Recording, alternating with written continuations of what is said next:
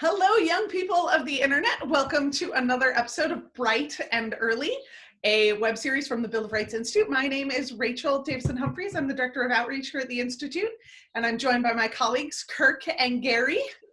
Hello. Hello.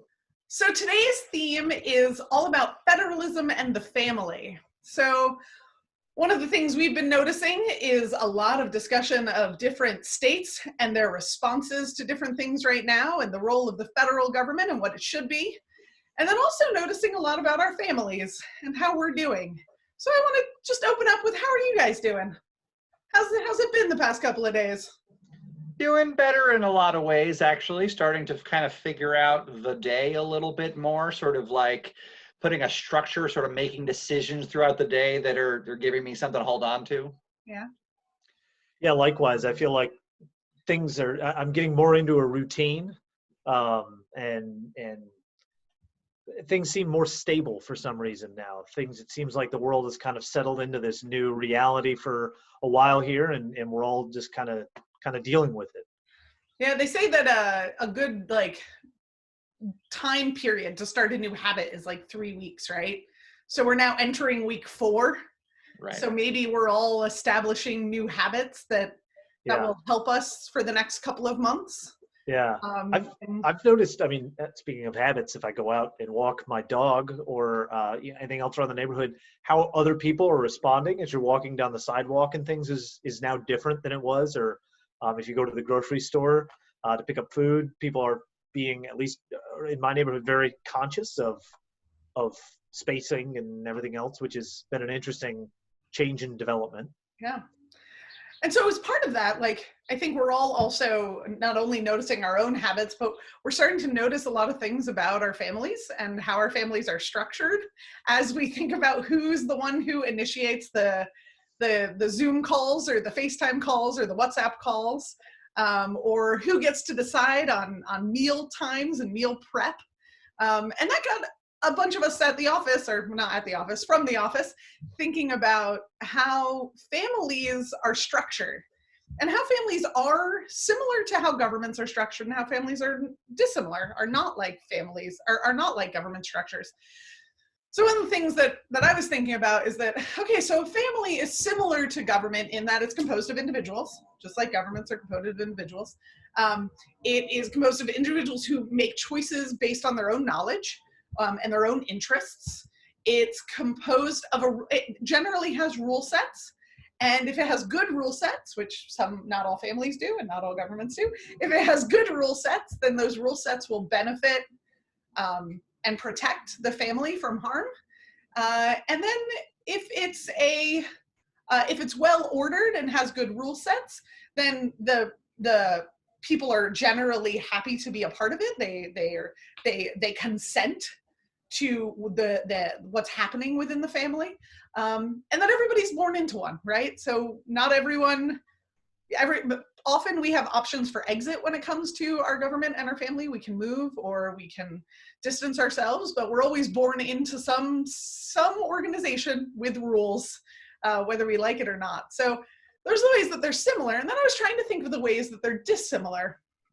How is it that a government is not at all like a family? And I think the biggest one is the complexity, right? It's a very different, even really big families. Like I sometimes see big family reunions where it's hundreds of people. Even big families still have the ability to get the temperature and have a set of needs that can be aligned. When you get to the order of magnitude of a government, I think that's where this idea of an extended order comes in, that there's no one governing body that can cover all the different needs and interests and wants of all those different people.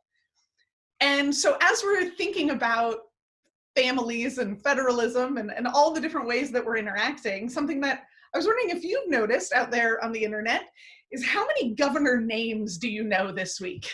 How about you guys, Kirk and Gary? How many governor names have you heard this week as opposed to 3 weeks ago? Yeah, I'm not going to name them now. That's a good discussion to have with the audience. But I think you definitely are seeing a focus change on the concept of authority. And you're right, a lot more governors I'm hearing, I'm hearing more mayors talk where I am. I'm just I'm learning the names, at least for my own, and even for friends I have in other states, you know, those names that pop up as expressing what's going on or reassuring people really are different names than I just had been hearing for whatever reason prior to that. Yeah.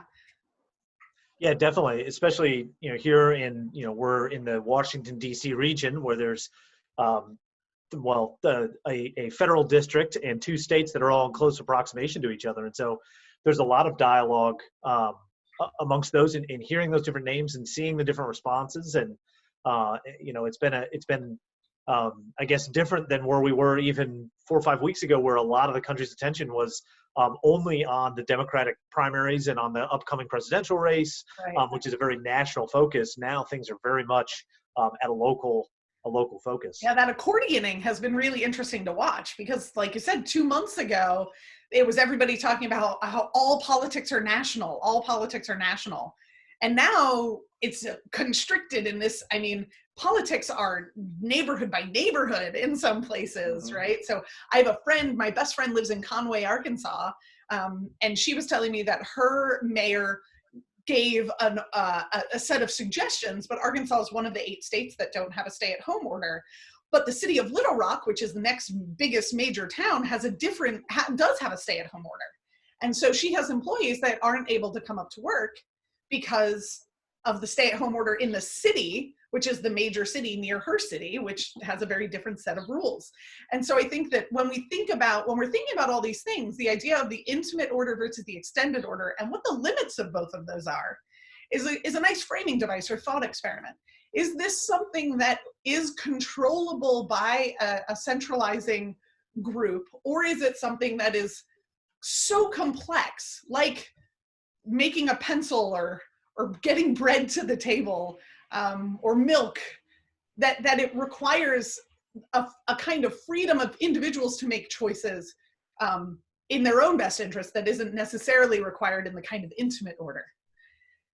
On that note, Gary's been thinking a lot about this. Gary taught psychology for a long time in addition to history. And if you watch one of our previous episodes, you saw him bring up some of these theories of proximity, but we're now going to explore that a little deeper. Right, Gary? Absolutely. Yeah. I mean, just the thing you just said, you know, is what strikes in terms of just conceiving of who are we talking about when we talk about us, right?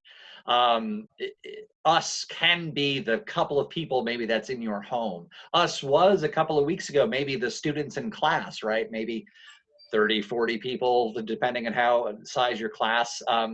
But then us becomes, you know, your town versus us of the metro area we're in, just like you're saying. So the concept of us, the concept of individuals in the group did get me thinking about psychology. So I'm going to share this. The psychology it got me thinking about is Gestalt psychology. For all the psychology students out there, you might have had this already. And the idea of the theories in Gestalt psychology is contemplating what individuals and the whole are. And so there's a lot of different laws in it. And by laws, this is something that is trustworthy. I don't know that I would say it's a full scientific law. It's not like gravity, but I think it's something that reliably is a way that we think of things. You'll notice dots on here.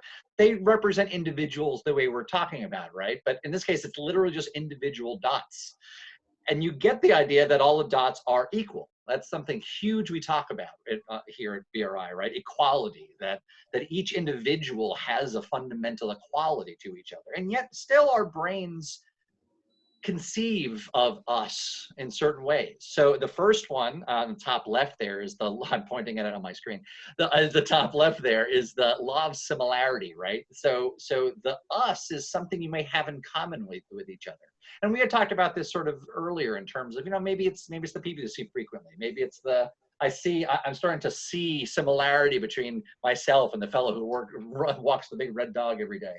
You know, there's just something there that I can identify with. And I bring that up now because I think with what's going on, it was very theoretical when there was a big world map with dots on it and numbers. But now that there's stories of people you might be identifying with, that similarity really, really registers. Another one is the law of proximity. We had talked about this in an earlier episode. Hopefully people caught that. If not, the basic idea is that just sheer proximity increases your feeling about another individual. You look at the box, the second box here, and again, remember, dots are equal, and yet, what do you see in that box? You see groupings, or you probably see two groups, purely because of proximity. There seems to be the image of difference that's happening, or at least the image that one side has something going on, but ultimately they're all equal. And then there's the law of the common region, right? Just geography is one of the biggest, most powerful things that you see here. Again, the dots that are enclosed within certain areas seem to be part of different things. It's like the law of proximity, but region, geography, who you are around is a really, yes, you're going to say. I wonder if that's something you all have experienced out there in internet land, which is the idea that that because you're more aware of those closer to you right now, you're like more aware of the needs of your communities. Are Right. you feeling closer to your town, to your neighborhood, to your city, to your state, Right. even if you live very close to a state border? Right, exactly. So I'm wondering if that's the case for you. You can let us know in the comments. Yeah, no, absolutely. And that's great. Yeah, and that's something exactly like I wanted to talk about, this idea of what the home base is and who you're identifying with. I like to think of, when we talk about federalism, sort of like, it looks like a bullseye. Again, your brain is making an association there because of proximity of circles. but ultimately it's just geography, right? So there's where you are in your home, the people in your immediate vicinity, right? We're calling that home. And that has its own, as you were saying earlier, Rachel, its own way of functioning to get through different things, decisions that are made. And then there's the local, and again, geography. Go maybe 3-4 blocks away from where you are. That's your local, your village, your town. They have decision makers maybe for your town, your neighbors. I'm getting letters about, meeting neighbors, and we're talking about ways of working out things and the mail and all these things I hadn't been thinking about before. And then you may be in a city or near a city or a metro area, and that can have an effect whether or not you're in it or near it. That bigger geography of a city has a huge effect, as you said earlier. Decisions may be made for a city that's different than just outside the city limits for something. Then there's the state. We'd mentioned the governors. We had mentioned legislatures, those that are thinking about everyone in a state. The geography of that one, that circle's a huge one. And then there's the United States itself. We have something in common with every other citizen because of that geography of where we are and that association we have. So when we think about federalism, it's really interesting. It really is this one completeness all happening at once rather than a separation, I think. I don't know. What do you think, Kirk? Yeah, I think that's exactly right. And I think it's exactly this sort of a part of human nature and how it is that we associate with one another's that the founders had in mind when they were designing this federal system. And so when we're talking about federalism, what we're actually talking about in that reference is the structure of government, right? So what is the United States government? What are our state governments, our town governments, local township or county governments in some states, depending. And so the framers were thinking a lot about this when they were crafting the Constitution, because they realized that there are challenges both in the way that those local interests express themselves, but also in ensuring commonality across a wide geographic area. So, of course, in 1787, when the Constitution was being drafted, it was a much smaller geographic area with many fewer people, but it was still a really large area. It was the entire East Coast, which would take days, weeks to traverse at the time. And so this was a balance. And so during the Revolutionary War in 1776, the revolutionaries had crafted what's called the Articles of Confederation, which you may remember from your history classes. And there was a very loose confederation of states that functioned throughout the war to get the 13 colonies that were becoming the United States through the war and through that conflict. But at the end of the conflict, there was a lot of tensions erupting because those different interests, as Gary was talking about, were expressing themselves, right? So, I might, and if we use Gary's mail example, I may need to go down to the mail every day because I have, part of my business is getting packages, right? So I need to be there at 10 o'clock every day. Well, that might conflict with another resident in my building or in my neighborhood who shares the same mailbox area as me, but might get medication every day, right? So how do you work those things out? You need something that isn't just my own interest, but it's a broader governing structure that's allowing you to do that. And so the framers put that together in the Constitution plan through this system called federalism. And one of the best expressions of the sort of political science behind it is in the 39th Federalist paper. So in 1788, in 1787 to 1788, there was a ratifying conventions held across the country. And at each of these conventions, the different states voted on whether or not to adopt the new Constitution. New York was one of the really most hotly contested battlegrounds for this. And so three of the leading national politicians who were trying to get this together, James Madison, John Jay, and Alexander Hamilton, wrote 85 papers discussing this constitutional plan. That's a lot of argumentation. Wow. It is, yeah. And there's a great reference in the musical Hamilton on how many Hamilton wrote versus the other two authors. Poor John Jay did not write very many. Madison was second, but I think Hamilton wrote 51 papers, which is pretty impressive. That's amazing. How are they shared, if I may ask? So they were shared so they were originally published in the newspaper, Wow. but then they were actually sent out through the mail throughout all 13 colonies. So, for example, Hamilton knew that there was going to be a struggle in Virginia, where James Madison was actually from, and started mailing these in packets to George Washington, trying to get him to share it with his other contemporaries in the state to say, look, this is the plan. You guys should get on board because this is really great. Because people were concerned with the national government getting too much power. Because again, thinking back to our mail example, you don't want the overall government dictating everything you do, because they might not have the local knowledge that they need in order to respond in certain situations. So Madison, and I won't go through this whole paper, but I really encourage you to check it out.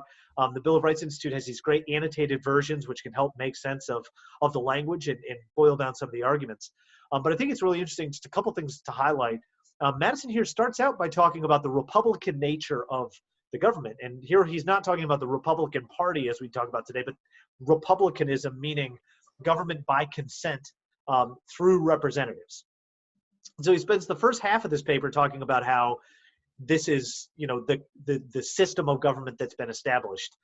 And by the way, that's what the American Revolution was fought for. So if you put on your historian hat for a second, it's interesting to look at how he's trying to claim the revolution for himself in this paper, right? But now putting our political science hat back on, he goes through and he's trying to talk about why that consent is important for what we're talking about, right? Because if we're going outside of ourselves, whatever authority we're now giving power, we ought to be consenting to. Otherwise, it's oppressive to us because we have no say and we can't voice that. So we voice that through voting, but also through participation in, petitions, in just making sure that our concerns are voiced and that it's being received by the government. So once he establishes that, he goes through and talks about how the Constitution itself is both federal and national, right? So there are responsibilities that the national government has, but there's still responsibilities that the individual state governments, and here he's referring to that as federal governments, have. So that's where the idea of federalism comes from, meaning federal is just another word for confederacy, or when multiple states come together to share sort of authority. And he talks about that in our system, and I won't go through all of his examples, but he gives many of them. But one of the most clear is, in our national system as it was originally constructed, the House of Representatives was a national body because it received votes directly from the people who elected national representatives to go directly serve their interests in the national government. But it was also federal because before the 17th Amendment was passed, state governments would elect a representative, meaning that the state legislatures would get together, choose a representative to represent them in the Senate. So in our bicameral legislature, you have both the people being directly represented, and the states the state interests being directly represented.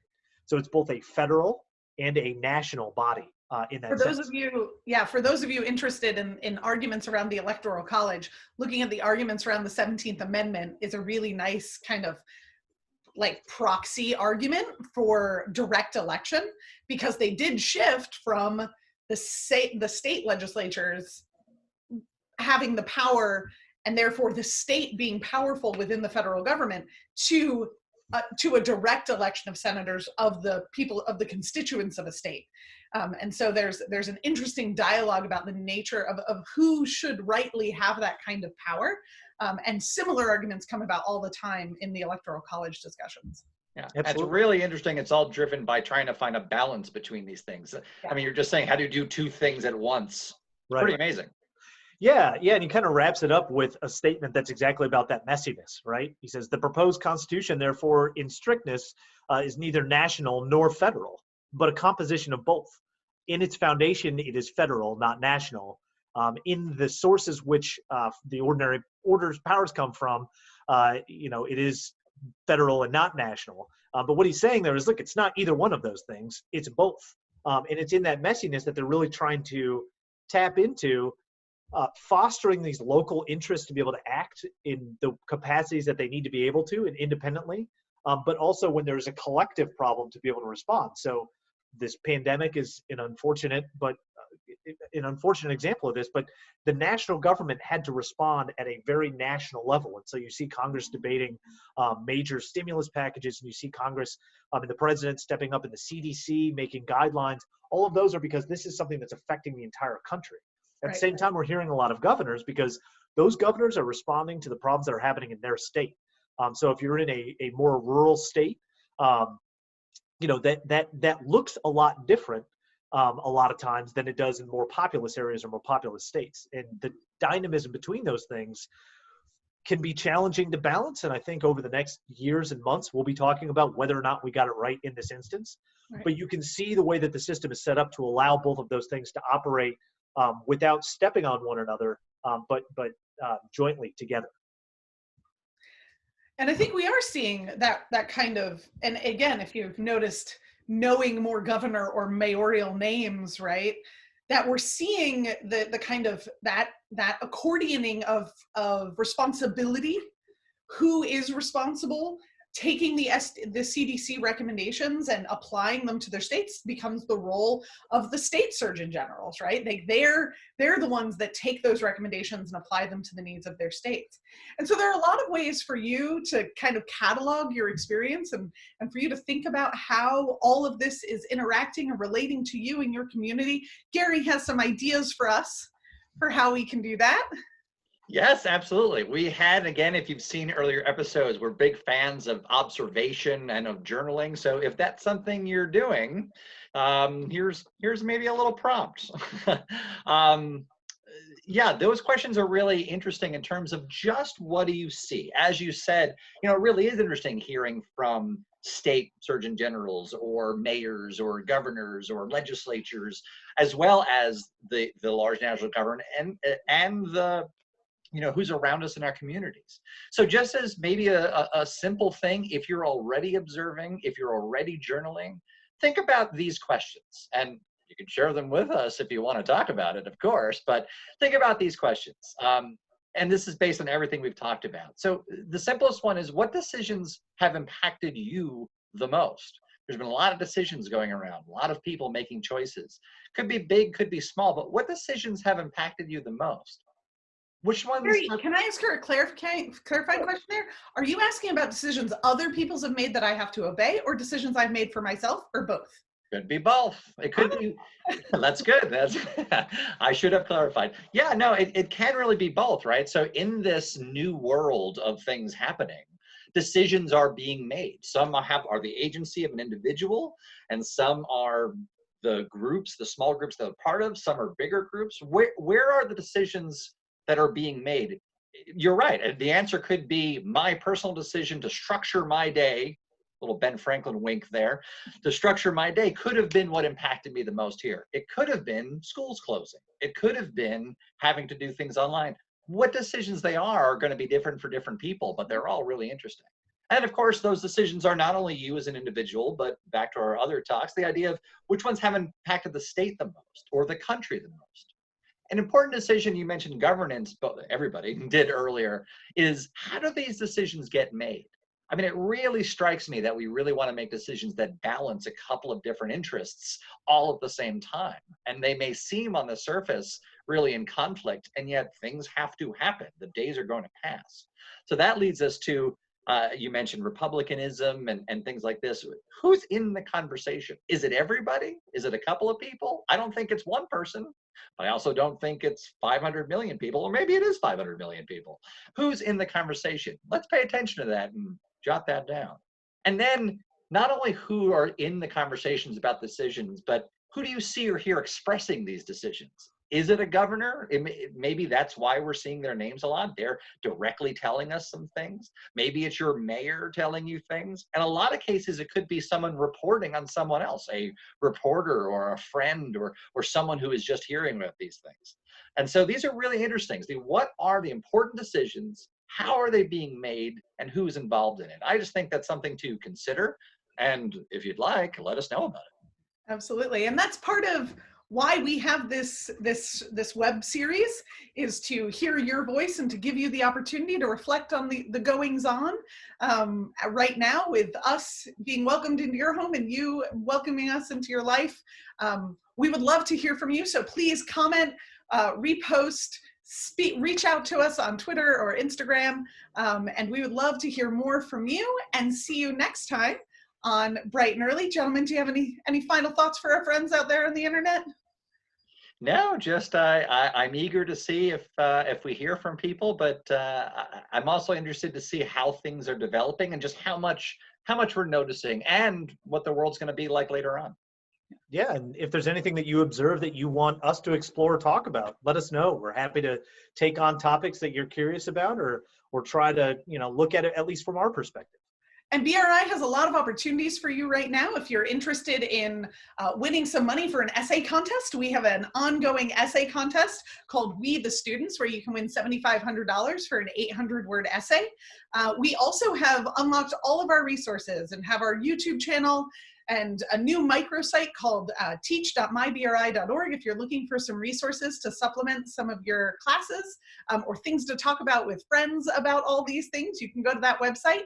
And really, we're here for you. So we will see you next time on Bright and Early. Thank you and take care. Bye. Thanks. See ya.